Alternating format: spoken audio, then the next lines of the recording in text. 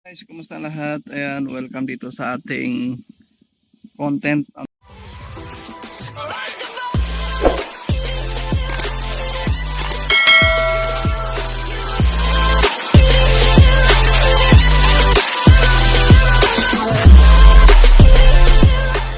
Papakita ko lang yung aming mga bulaklak na nandito sa tabing bahay, guys. So, ang gaganda.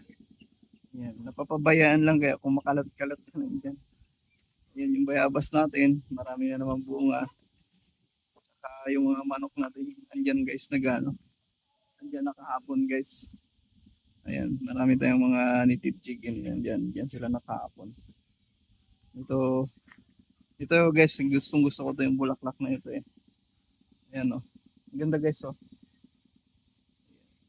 Ganda, ganda ng bulaklak. Ganda ng bulaklak niya guys. Mahaba. Dito, mas marami dito guys oh. Ayan. Ganda. Ganda niya talaga guys. Ito may yellow dito. Pero hindi siya pahaba. Doon. Tapos meron pa tayo natirang ano dito. Santan ba ang tawag dito guys. Ang gabi.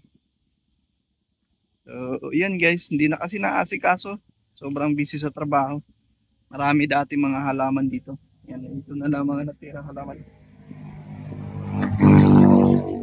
Saka ito guys, gustong gusto ko rin to.